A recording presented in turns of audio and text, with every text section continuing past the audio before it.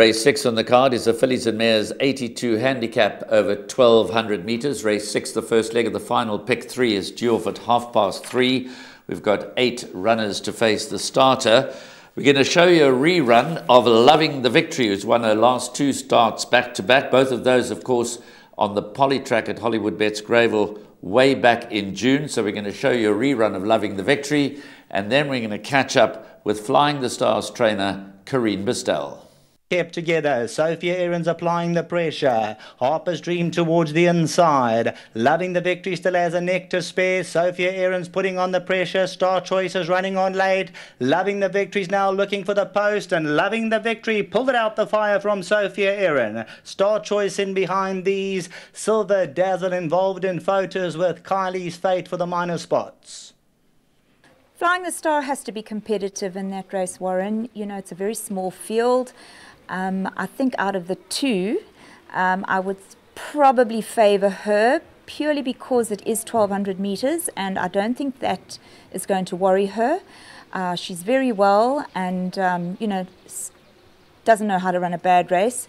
That run at Greyville, you can draw a line through. She got hampered coming out the gates and she was never in the race. So barring that run, I mean, I think her form is fairly impeccable. So yes, she has to be in with a shot.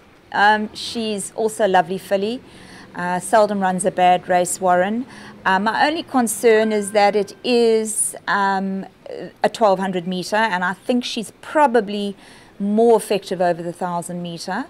Hopefully Gareth can ride her a little bit more conservatively, and she can stay out that 1200. But yeah, both very well, those fillies, and we're expecting good runs from both of them. Well, there we heard from Corinne Bestel. She saddles the 2 fillies. Number 2, Flying the Stars, very much at home over track and trip. But you heard her concerns regarding number 5, Soiree. Soiree definitely appears to prefer 1000 metres. So fair to say that the stable elect is number 2, Flying the Star, although both are very short in the betting. 7-2 Flying the Star, 4-1 Soiree. In fact, they're first and second favourites at this stage, Warren. So the betting dominated by the Corinne Bestel pair. But I think I give Flying the Star an undeniable chance. I think she's very game. She's very good over the course and distance. But I do think it's quite trappy. Difficult race to assess, yes, because you know, Airbus has just come off a recent maiden win. Loving the Victory seems better on the Poly track. Baby Africa, number 7's post-maiden effort was good. It was the same race where Flying the Star ran 4th. Let me just double-check that. Yeah, the same race where Flying the Star ran 5th. Baby Africa was 5th. So I'm expecting a big effort from Baby Africa. Captain Ariano, never too far off the action.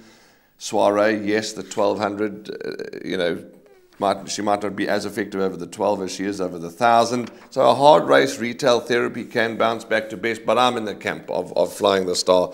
That last effort, less than a length to Vivacious at Scottsville over 1200 was good. As Corinne says, she never knows how to run a bad race. Eric Burr, or Eric Burr, however you want to pronounce it, owns this filly. Neatly drawn up the straight, I know that.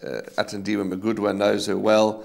So I'm going with Flying the Star, but it's a difficult 82 handicap because, you know, as I said, a horse like Airbus could bounce right out the maidens. Dunya could come back to very best. So a difficult one. It is a tricky race. I do think that number 2, Flying the Star, definitely sets a standard and is entitled to be favourite, albeit a weak favourite, in an open betting contest. On my horses to watch out for list, I've included number 8, Captain Ariano. She steps back to the 1200 metres. I think she's ready to run a big race. She has come down the ratings steadily. So watch out for a big run from number 8, Captain Ariano. My first 2 choices in the race would be Flying the Star and Captain Ariano. But you've heard from Warren that there are many others that could sneak into the money and certainly make their presence felt on Saturday. Loving the Victory, we haven't really given much airtime. She's won her last 2 starts. Are you of the view that based on everything that we've seen, she's bet on the Poly track? Although she hasn't been to Hollywoodbets Scottsville before, she has raced on the turf 4 times and drawn a blank on each occasion. So are we taking the view that A, she might need the run, her last having been in June, and B, that she's better on the Poly track? Those are 2 live concerns, but I'm going to include her in the play. I'm certainly not going to leave her out. looking at her form, the raw form in front of us, she seems to be better on the poly. Worries me about the turf, but let's see. She goes to the Hollywoodbet Scottsville turf. She might like that. She gets 4 kgs off her back. I'll give her more of a place chance than a winning one, but I'm going to include her because, you know, a horse that's won back-to-back, you don't include that. You don't exclude those horses. Well, there we go, race 6. Quite a tricky little fillies and mares handicap over 1,200 metres. Number 2, Flying the Star, does look to set the standard. Perhaps Soiree, if the track is running quick, will get the 1,200, but a stable companion is preferred. I have a sneaky fancy for number 8, Captain Ariano.